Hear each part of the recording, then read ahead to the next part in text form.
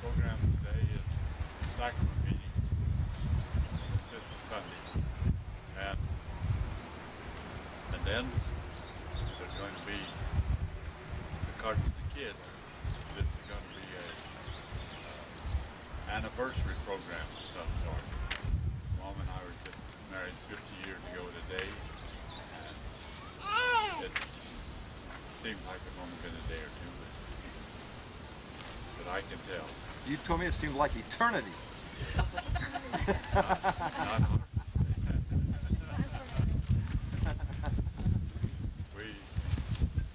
we are sealed for eternity. That's one thing for sure. And I don't think I'm going to find it if she does. But anyway, we'll start this out as second meeting. I want to welcome all of you here.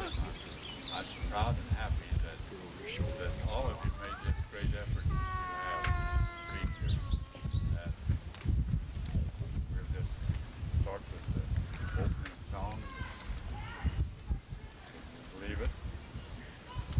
Come,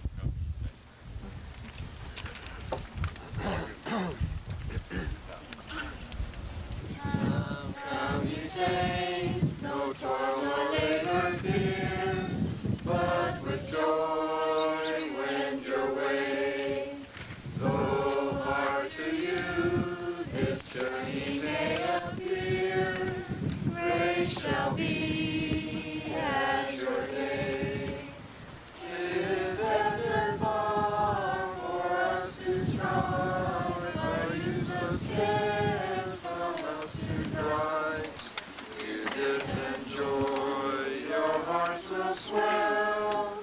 All is well, all is well. Second verse and sing out.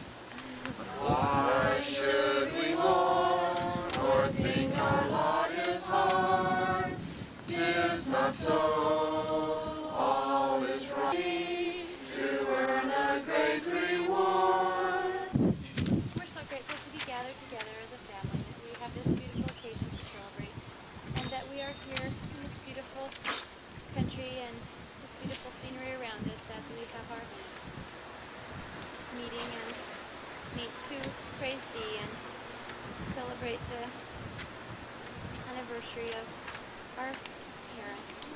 We're grateful for the safety that we have enjoyed this week, and that we have been able to all arrive here and have so much fun together and enjoy each other's company and see each other for this fun week that we've had.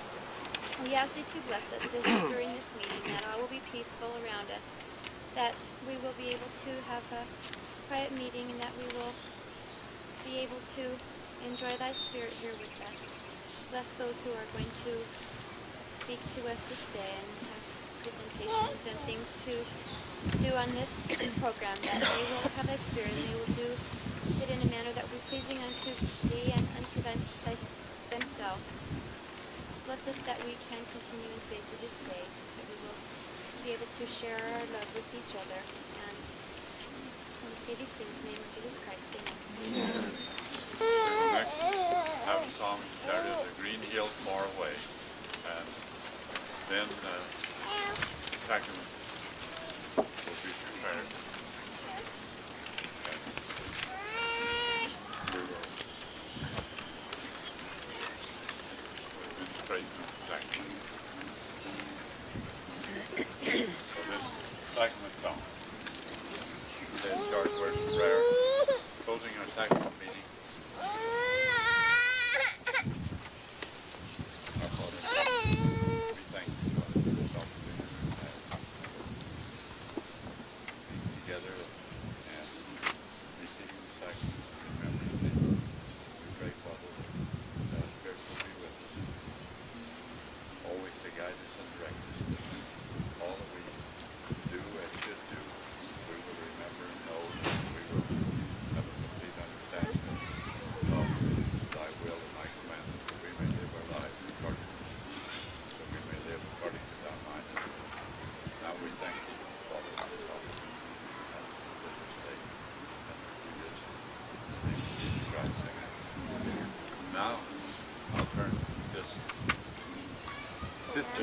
congregation over to Margaret, and she's director, everything. That we were able to go to the temple yesterday and the day before and do all those baptisms and sealings for our families, and it was very special to all of us. And the time is now, Chris, to make a presentation. Chris. 2.5 is plenty. Okay. Coming out of here, I'll undo one of those charts for you.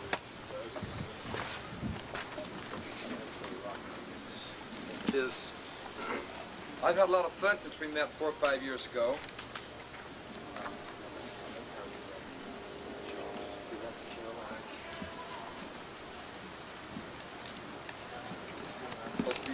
Got us to get away from these girls.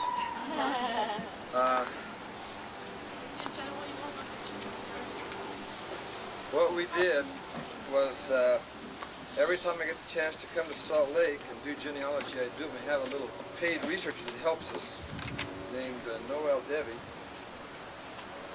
And what I did was I spent a couple of days one time, Clifford Lee, before he went on his mission. He's due back next month, by the way. I received a blessing. Received a blessing, and in the blessing it said that the blood of Lehi and Nephi flowed in his veins, and that's why he was of the tribe of Ephraim. And he went back and reread his patriarchal blessing and said that he was a pure-blooded Ephraimite. And so I wanted to trace that down through one of these people. Somebody had to have some Ephraim somewhere, and we'd already traced Dad's lines. Our Isams and our Stratton lines, we have them back through Judah.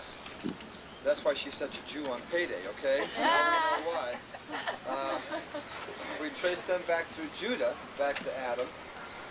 What, you probably can't see this. If you want to open up yours, you can open it up a little bit at a time. A little corner at a time. Maybe, Caroline, I'd get you to go back there with those Timmy cousins. And we have somebody that, Meg's over here, and Jana, maybe you could with Elaine and just kind of, I just kind of want to go through this with you a little bit to show you 2 or 3 of the fun things on here.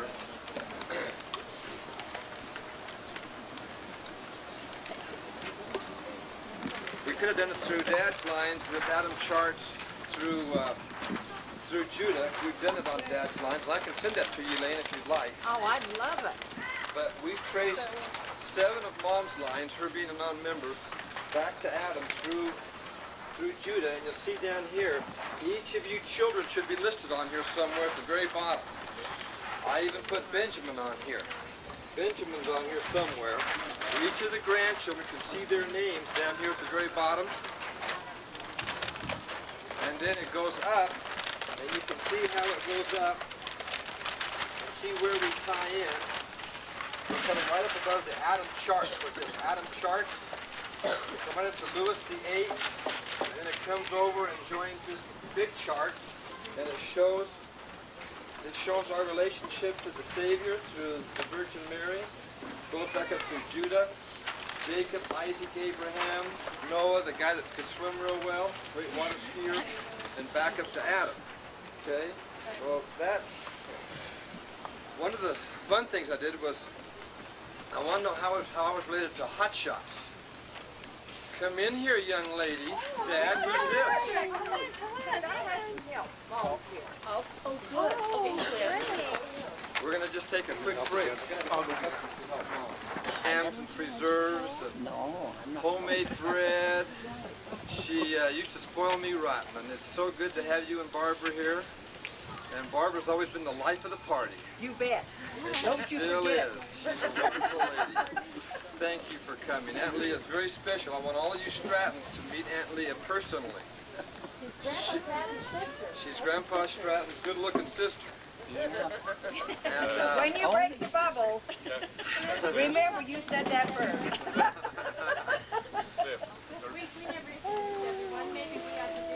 Okay. Let me just say about Aunt Leah. Aunt Leah is one of the people that started us on genealogy years and years ago.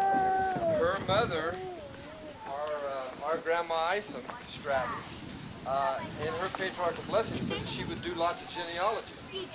Well, she went around from little town to little town, they're around Hinkle, Utah, didn't have much more like the traditional computers and atom charts and stuff like this. But her and Dad's mom, Emma, used to go around from little town to little town and just encourage people to do what they could, because they helped build the St. George Temple. And so they helped encourage people to go to the temple and to do the work for their ancestors. And Aunt Leah was one of the inspirations for us to get us going. So a lot of what you see today was based upon what Aunt Leah started years and years ago. So it really is a thrill for me to have you.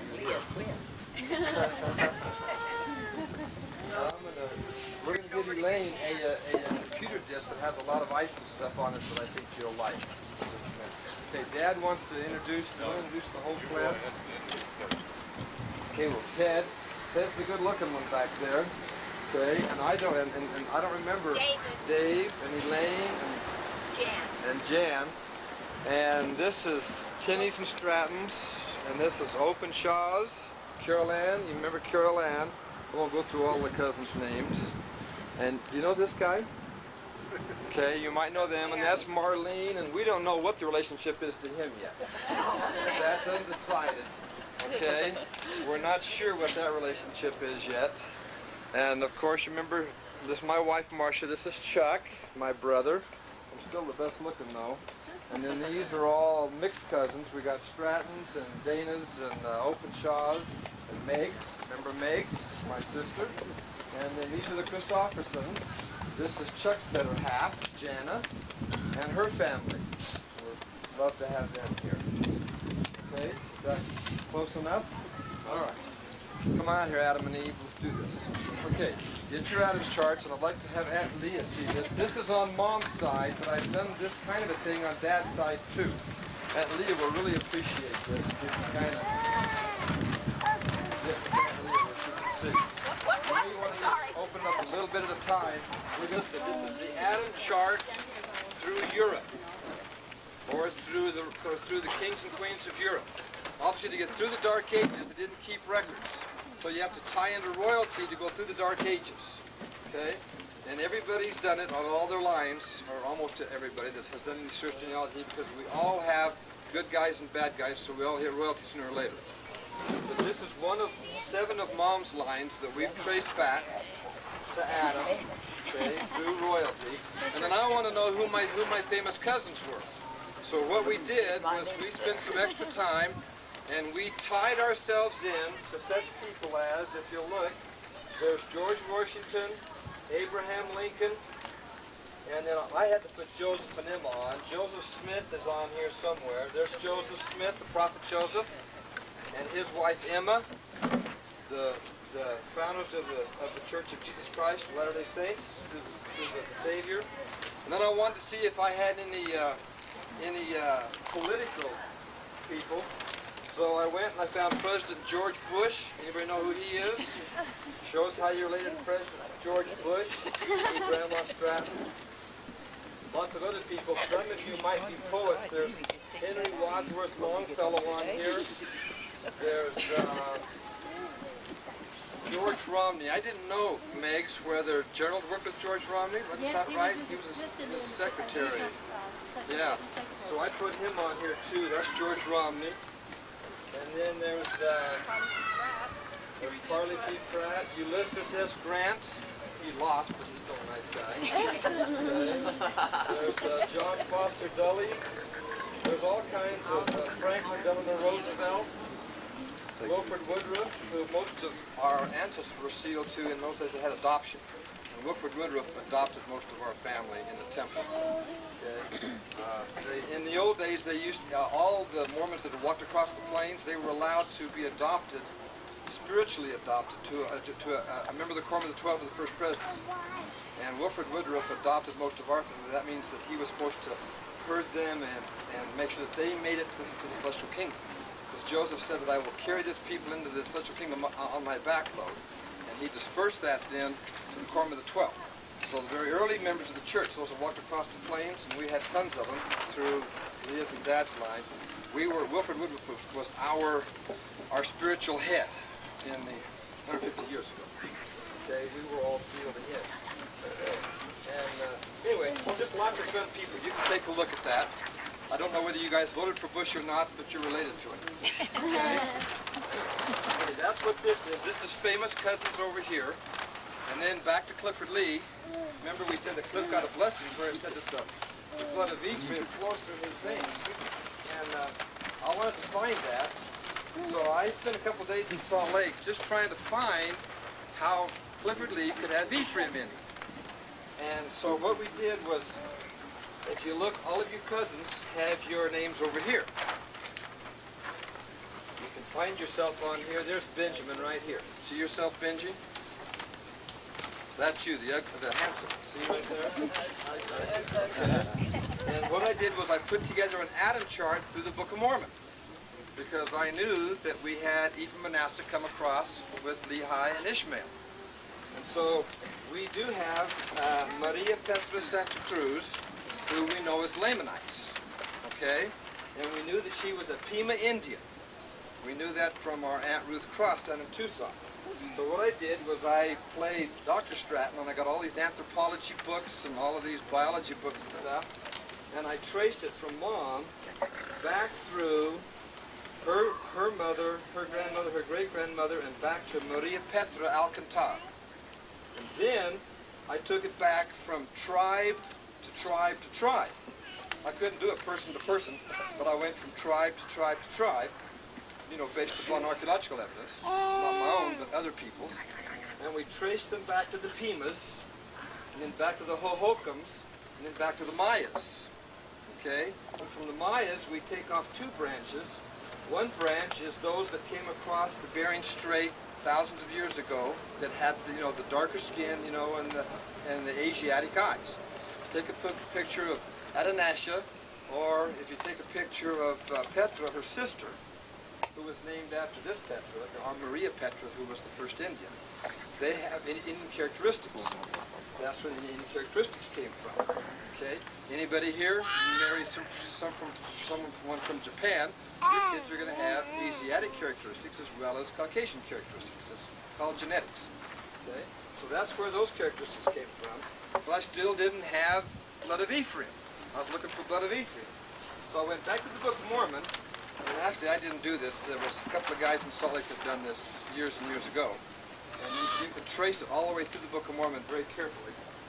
And you get to the Lamanites and to Laman. And of course some of the Nephites intermarried over the 1,000-year history of the Book of Mormon. So there's some blood of Nephi, and it's not much by this time because we're clear down here. So we're talking a long, long time ago, but there's still some there. Okay. Then you go to Nephi, you go to Lehi and Ishmael. And remember, Lehi, according to the Book of Mormon, was from Manasseh, and Ishmael was from Ephraim. So now we've traced Mom's genealogy through Judah, Ephraim, and Manasseh, 3 of the 12 tribes of Israel, and that's where he got his blood, right there. And then you go to Joseph, who was the father of Ephraim and Manasseh. You go back over to Isaac, Abraham, and back on up. So that's where Clifford Lee got his Ephraim blood. It was from our Petra line. So now you guys have a unique Adam chart. A lot of the old Mormons have one of these where they go through Europe. But you also go through the Book of Mormon. You go through Europe and through America, back to Adam. Kind of fun.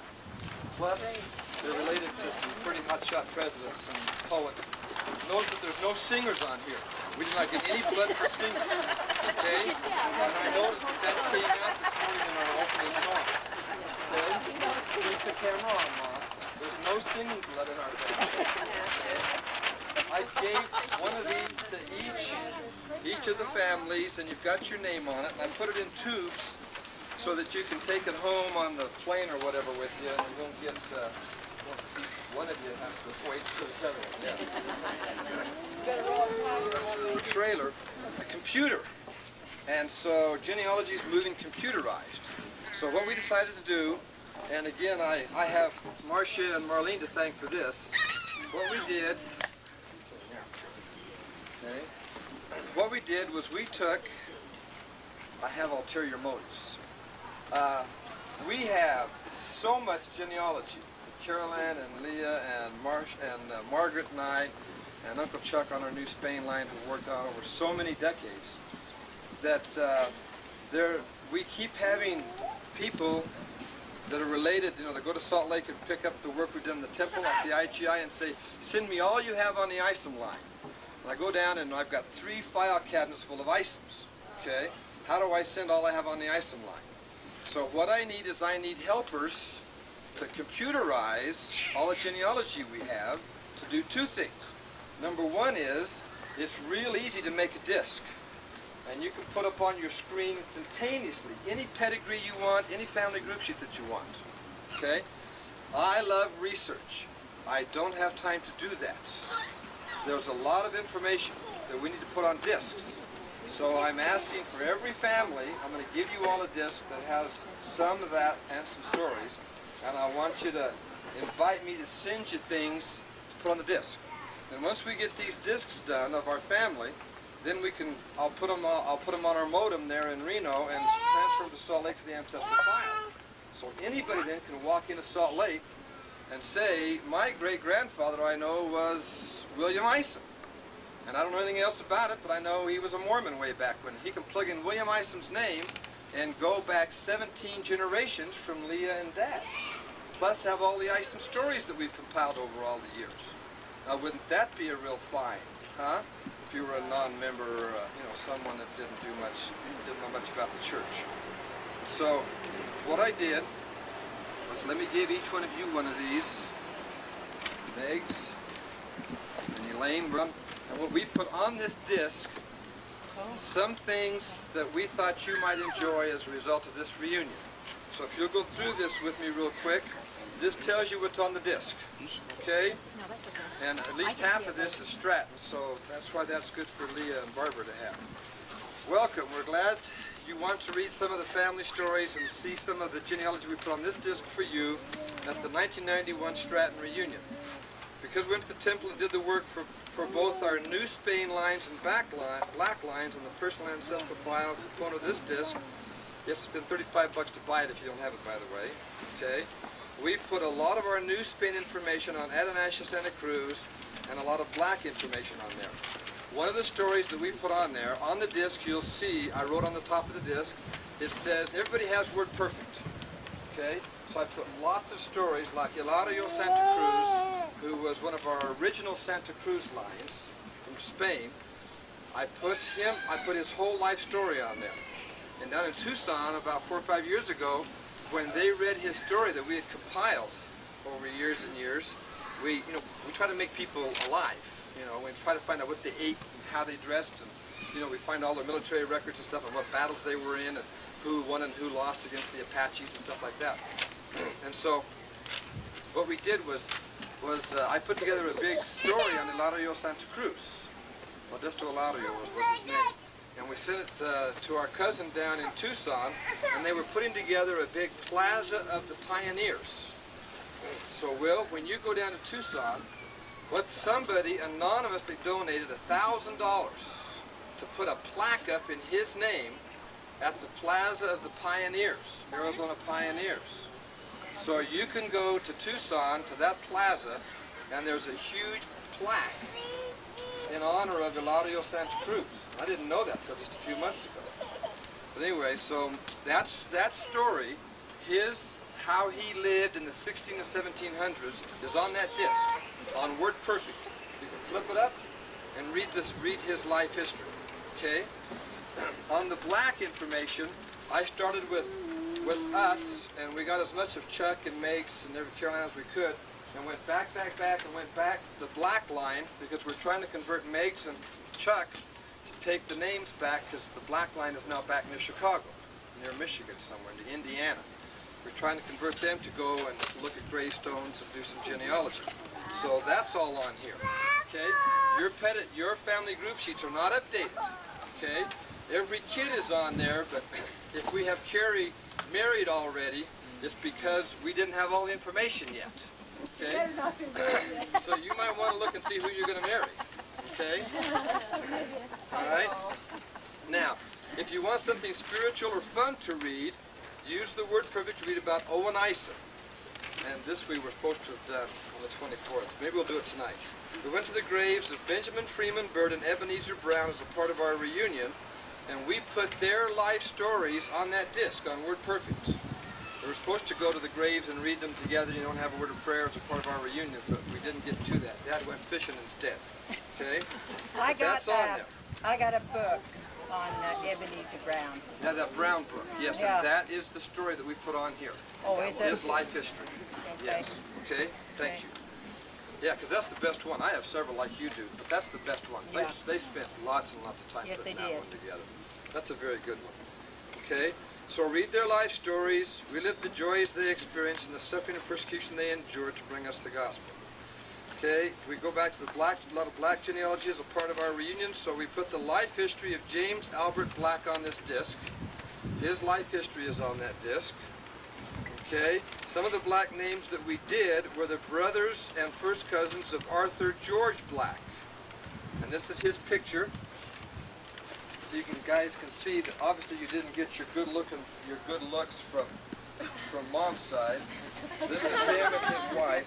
Okay, this is Arthur George Black. It's his brothers and sisters that we did in the temple yesterday. You know the names you guys were baptized for? These are they. This is George Arthur Black.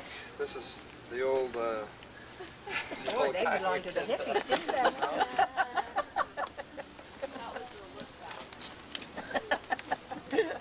Joe looks like him.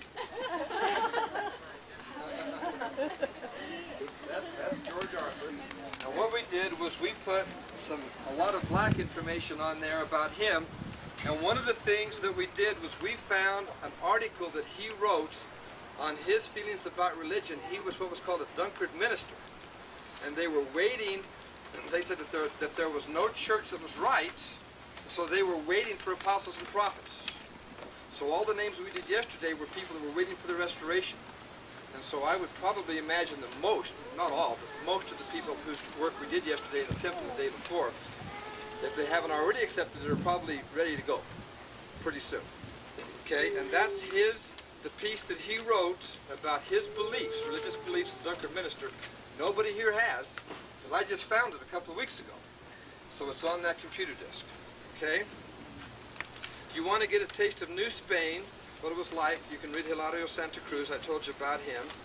If you want to see how we've traced Dad's Isom line back 17 generations, 548 years back into the Dark Ages, follow the Isom pedigree.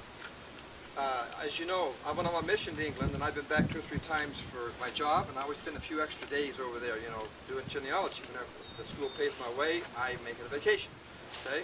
So I went to a place called, near Kettering, where there is a big Church of England archives. And they have literally thousands and thousands of Isom names that Salt Lake does not have.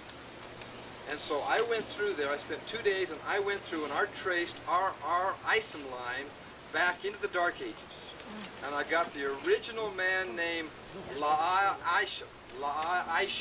And I went all the way back through the Celtics, before there was an England, over to France, and then back up from France up north. And that's all on that disc. Okay? Wonderful. So that's on that disc. So we have Dad's line back to the Dark Ages and Mom's line back to Adam. What does that tell us? He's still in the dark. No. We also have his line back, as Leah knows, back to Adam several times too. In fact, more than on Mom's, because a lot of people are working on Dad's lines. Okay, so that's all on that disc. But to do that, now, like I was telling Megs and Chuck, I don't know. I pretended like I did not have the personal ancestral file from Salt Lake on my computer. And I put a copy of the disc in and said, okay, let's see if the MS-DOS will read it. Because we don't have an Apple, we have an IBM compatible like Barbara does. And I was not supposed to be able to get into this. You're supposed to have the PAF program from Salt Lake to read it, to read this Isom line. But I read it off of MS-DOS. And I am no computer programmer. I don't know if it went into my hard drive and picked it up, and picked up the PAF and plugged it in for me automatically. So you might take it home, and if you don't have the Salt Lake one, you can do all the stories on there on Word Perfect. And you might try to pull it up off of MS-DOS. And you might be able to pull up the pedigrees too. I need you to tell me what package it is what I need that I need to buy. Chuck just bought one yesterday. We've got it here in camp. Maybe Chuck can get it out for you and let you see Or what it is. maybe Janet, he's taping. Can you show Well, us no, what it it's looks like? second. Yeah, we don't we can do that before we later. go, yeah. I'll show you. Well, no, I want them all to see it. We want to convert it. Isn't that sad? You bring it, it costs you 30. Okay. You got your disc. And what I did was I just ran what's called an RIN sorted list. When you get into it, what they do is they give every person that you put in on genealogy, they give them a number, and that's how you can find them real easy. You can just make an index, and these are all the people that Marcia and Marlene put on that disc on our Stratton and Isom lines. So you can see that they put a few people on there. That's just pedigree. That's not. And this is just the pedigree part. Come on in. I run out of time. You guys part of us? Gloria. I'm Margaret. I don't remember me. Come on up here, guys, and have a seat right here. would you? That's my great-granddaughter. And this is my stepson, Nikki, and that's my husband, Zane. Hi. Both places where I work. And when I put that thing on, in less than 10 minutes, I was doing everything on there. And I'm not a computer whiz. So if you can do Word perfect, this is like eating apple pie and ice cream. It's really easy. So don't be afraid. Anyway, these are some of the names that are on your thing, plus all those stories, plus some other stories I haven't even told you about, because we added them on after I made up my little introduction sheet. Pull that up for me, it's getting out of hand. Okay? All right, one more thing here, and then we're gonna.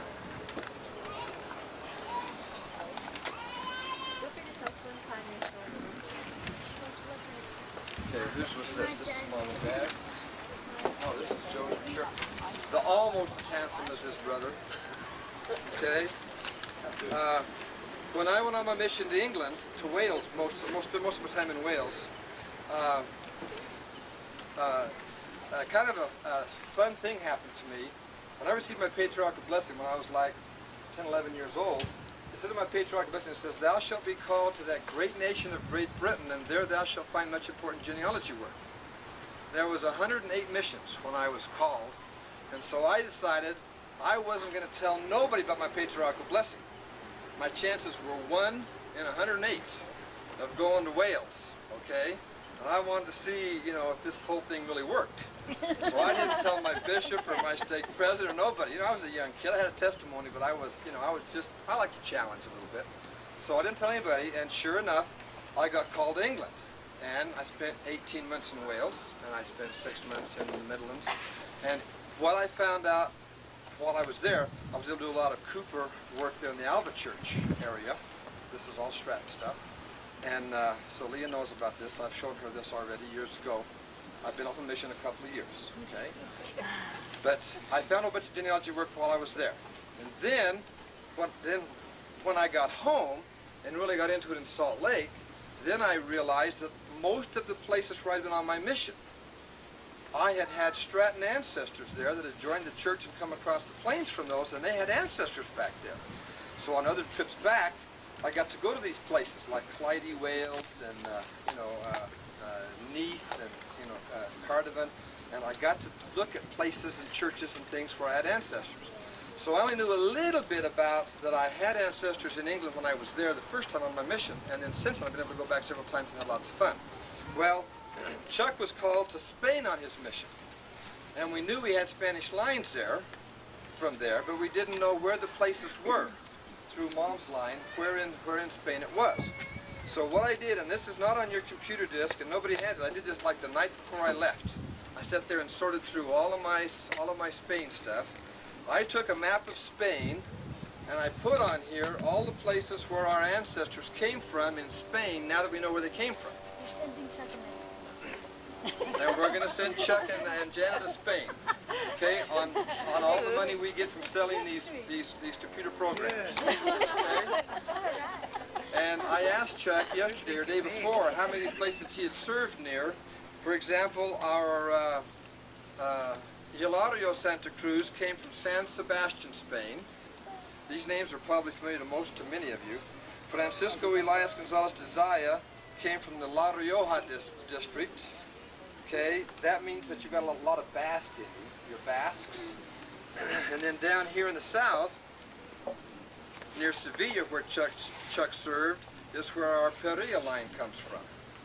And so I only have one copy of this. It has Chuck's name on it, so it's his. If you want to see it, you can see, so that if Chuck ever decides he wants to have a second honeymoon, go back, or even a first honeymoon, okay, and go to Spain, he can go back, and this shows where our family came from in Spain. We've now made that jump across the ocean to Spain. So here you go, Uncle Chuck. This is our present to you.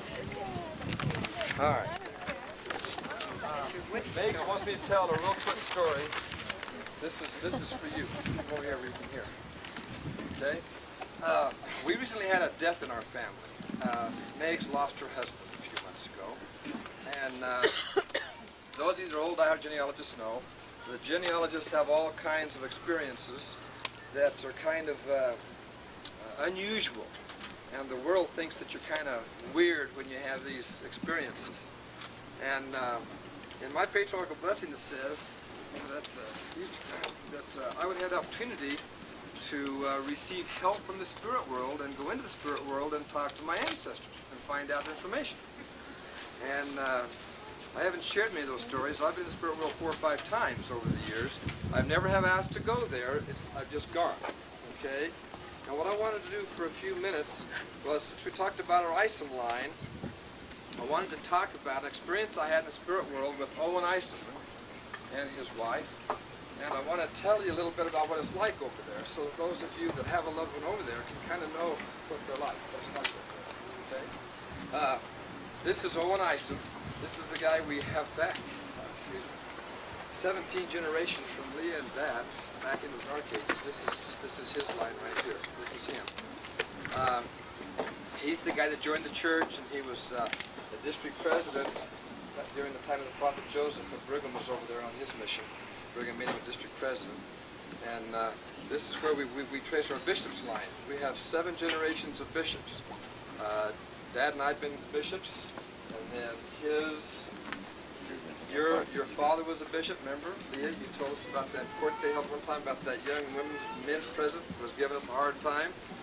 And so our generation was bishop, and then their generation, our grandpa Stratton was a bishop, and then William was a bishop, Isom, and then Owen Isom was a bishop. So we have 5 generations of bishops, all the way back to the prophet Joseph Smith. So if any of you here serve as bishops, it'll just make you the 6th generation. Kind of runs in the blood. Okay. Chances are, some of you guys that are half asleep here today, you don't know it yet, but you're probably going to be presiding over a ward of all those blessings and problems. Okay. Yeah. When you look at Chuck, it's tough. It might happen. It might happen. Okay. Anyway, so this is our bishop's line, and what it was I didn't know anything about the Isoms, or very little. I knew a lot of the genealogy, you know, way back, because others had done that long before I came along. But I wanted to find out about him as a person. So what I did was I got all these aunts and uncles to send me, and extended cousins to send me all the family stories that they had about them, but nobody had a picture of them. And so I had all of these stories about Owen and Elizabeth Isom. And I put together a real nice life history. And in the life history, it talked about how they lived at a place called Mount Dell near Virgin. Okay, and I had been to Mount Dell going through, and I was never able to find where they lived. And so I was struggling with that, with this life history, writing this life history. And went to bed one night, and as soon as I went to sleep, I was ushered into the spirit world with Owen. And just tell you parts of it, let me tell you what happened, then I'll tell you a little bit more. Immediately, whoever took me into the spirit world took me to Mount Dell, and I had only seen the place. I didn't know anything about what was where, or where they lived and all that. And I looked over there by that creek. I go down a little pond. Well, they had a stream that came over here to the pond where they got drinking water, and then they had another creek that went down on the other side. And I saw Grandpa Isom and a couple of his sons coming up from the across this little field from the stream. And so I asked whoever was with me, and I don't know who it was, but I asked whoever was with me, I said, well, which one of those is Owen? Because I wanted to see his face. I mean, I'd done his whole life story, and I didn't know what the guy looked like. And so I saw Owen Isom. I never got to meet him. Just as I was about to go up to meet him, coming across those fields, all of a sudden I found myself walking by some corrals. I wasn't walking, I was just moving by some corrals. And there was a couple of kids. One was about Margot's age, and a couple were like Adam's and Krager's age, and there was a girl and two boys. And as I was going by these corrals, and this messenger was telling me who lived at each of these places, these houses along the way, these kids said, because you could, without saying a word to me, we communicated from mind to mind, like you do in the spirit world. And the little girl turned to one of the boys and said, "This is the dumbest thing I've ever done.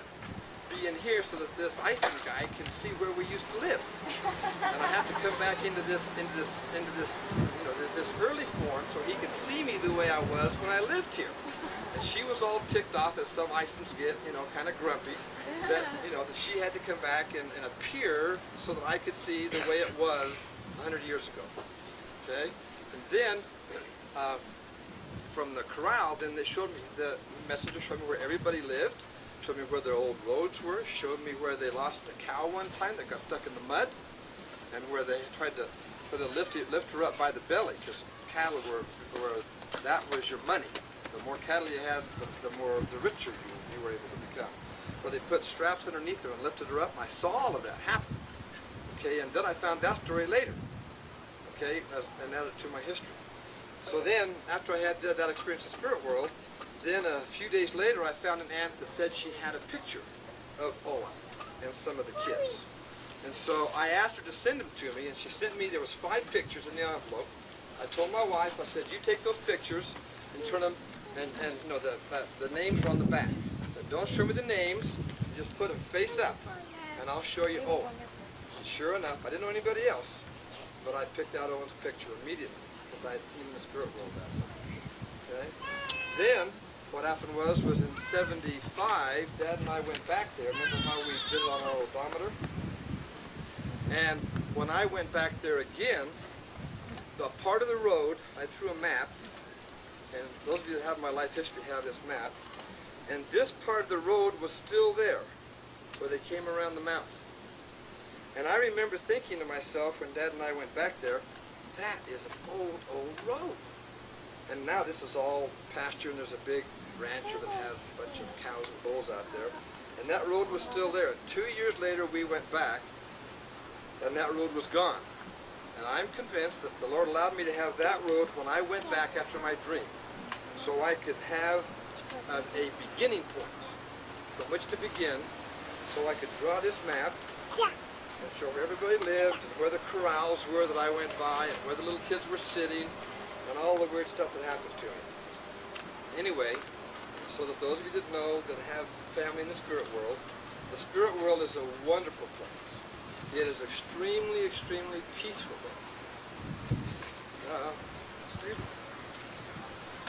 You don't even want to come back. It is so peaceful. It's like catching fish all day long. I mean, it's and there's people say there's angelic music and stuff, baloney, There's nothing there but peace. There's nothing there but light. There is no such thing as darkness or shade. Everything is light. We only have darkness on our earth because we have a sun. In the spirit world, there is no sun. Everything is light. Okay, it's a wonderful place. And when you travel, I caught myself because instead of having to walk, we just kind of moved. And Brigham called that rafting. He gave it a name in a general conference for old genealogists that have been in the spirit world. He called it rafting. And literally, if you thought you wanted to be somewhere, you were there. You just kind of poof.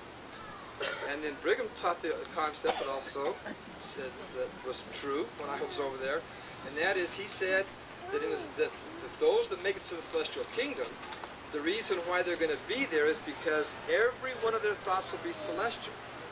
Because if we were to all say a prayer right now, Heavenly Father could hear every one of our secret prayers. And yet we never said a word. It went from our mind to His mind. And so in the spirit world, when I walked by those little kids, I could read their minds.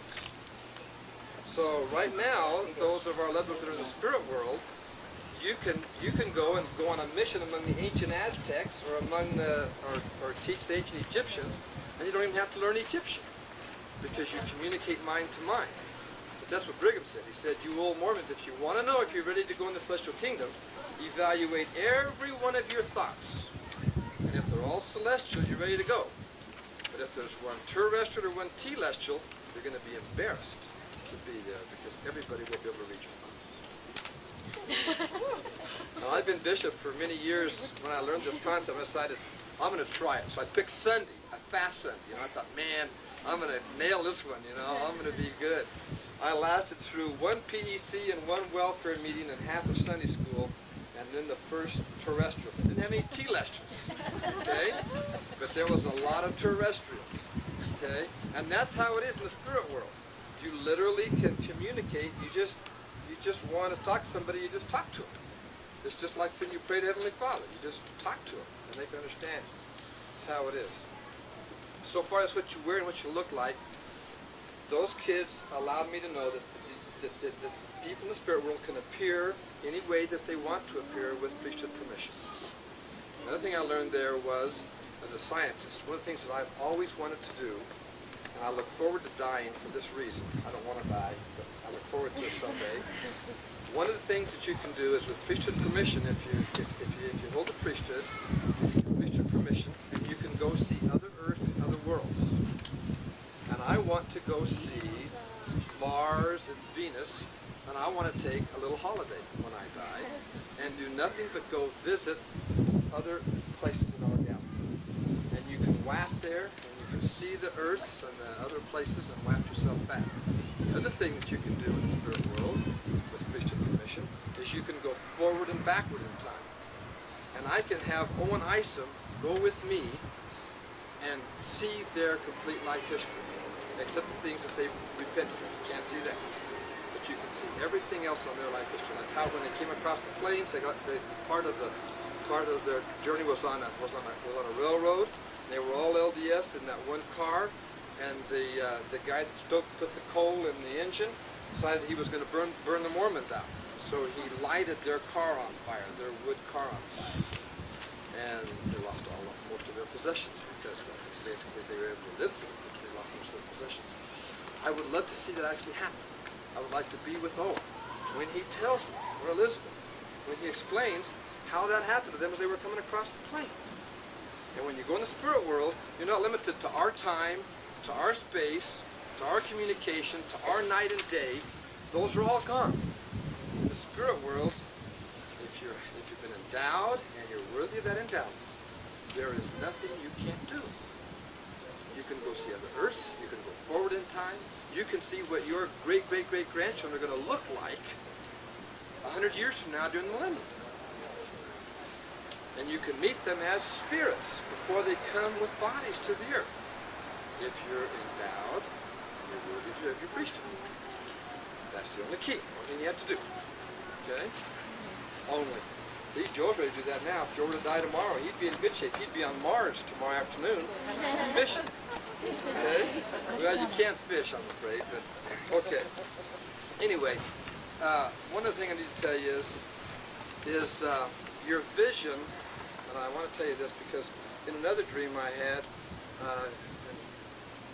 can't tell you the whole dream because we don't have time, I'm way over time, but I was really concerned about Frank Treat on Mama's line, Frank Treat and Margaret Treat, because they were very anti-LDS when they lived on the earth.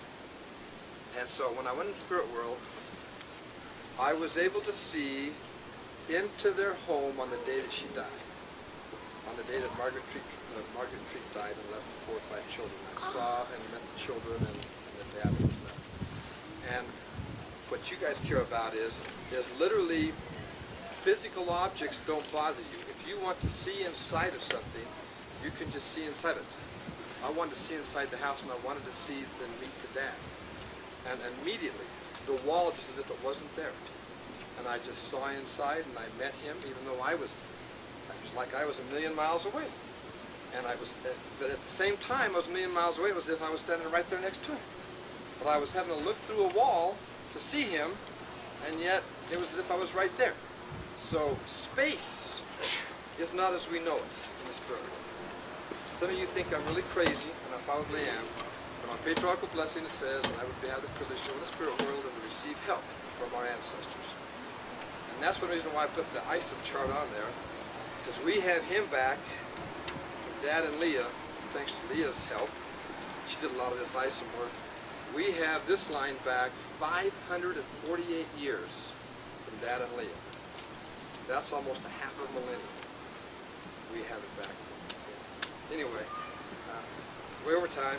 I love you all. Thanks for coming to our reunion. And, excuse me.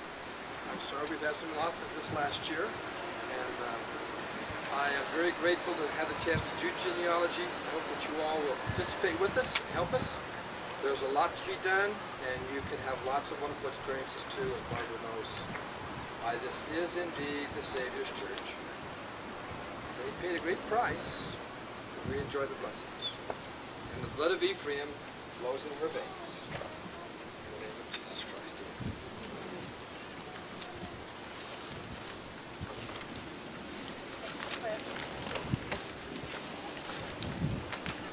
Mom shared with me an old scrapbook that she put together when they were first married. And in it she had a collection of poems that expressed her feelings toward her sweet new husband and their feelings and their goals for the future. Carol Ann is going to read us one of those poems, and then I've made copies of most of those poems and a copy of their marriage certificate, and there's even one ad in there when Grandma was working at Sears department store, and the whole ad is, Patsy says, you know, come in and buy this and da-da-da, and I have a copy of that ad in there. There's just a combination of a few silly things and some fun things. I have copies of that for each of the family groups. But first we'll have Carol Ann read one of those poems that express how Mom and Dad felt at the time of their wedding 50 years ago. She could certainly see into the future because it sounds like today. It's called An Out-of-Season Valentine to Marriage. It was late. You were asleep, and I was sitting at the table in the kitchen copying a recipe. When all of a sudden, Carol Ann, I realized... I'm sorry. Can you speak up a little bit more, please? Yes, I can. She's a school teacher. 28 years starting next year. An out-of-season marriage, an out-of-season Valentine to marriage. It was late, you were asleep, and I was sitting at the table in the kitchen copying a recipe. When all of a sudden I realized that it didn't matter whether it was 1 cup of sugar or 2 cups of flour. You see, my dear, our life has not been one of weights and measurements. A pound of love for you, 16 ounces of thanks for me. Nothing works that way, not if it works. I closed the cookbook and opened my life. It was like a movie, you know, the big flashback. Well, that's what I did today, the big flashback. I thought about you the way you were the first time we met. I thought about how you looked at me. And if I hadn't looked that same look back at you, maybe we never would have met. And just think what we would have missed. We would have missed a lot of long kisses, a lot of short tempers, and all that wonderful making up. We would have missed tuition and camp fees and outgrown clothes, and soft wet kisses and very big hugs, and someone little saying, I love you. We would have missed that first apartment with that terrible furniture, and the refrigerator door that opened into the hall, and the joy of moving out. We would have missed a lot of walking, countless streetcar rides, and the pride of owning our first second-hand car. We would have missed the standee tickets, the balcony seats, and the thrill of moving up to the orchestra. We would have missed the goodbyes at airports, the farewells at train stations, and a lot of memorable hellos. We would have missed pediatrician's bills, allergist fees, tonsils out, braces in. We would have been able to afford the psychiatrist we don't need instead. I suppose, my dear, that we have missed the fun of giving and getting furs and jewels and trips to Hong Kong. We have missed a house in the country and a villa in France and a dozen opening nights. But we haven't missed love. Although there have been times when it seems so. No, we haven't missed love. Not too many couples can say that, I suppose. Oh, we're busy with getting and gaining and wondering where the stock is today. But I know if the sky falls, I know too that our marriage now isn't what our marriage was. It's a lot better now. Like wine, our marriage took aging. So here's to our vintage marriage. Here's to potato chips in bed and children that cough at night. Here's to dinner out and dinner in, and I won't be home for dinner tonight. Here's to the hot of marriage.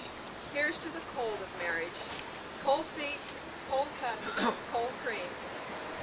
Here's to touching up gray hair and combing over bald spots.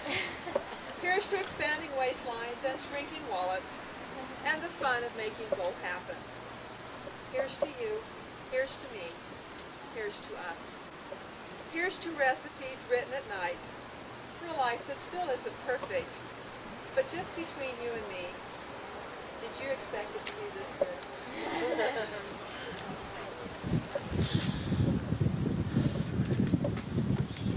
Dan, here's your family's copy.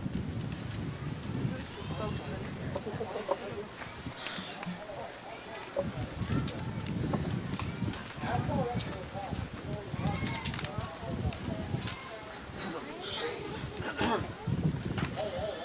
You get your music out. We'll sing now, Love One Another, followed by Chuck.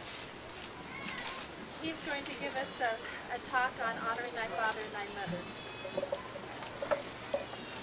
As I have loved you, love one another. Do you need your music for that? You didn't probably know it.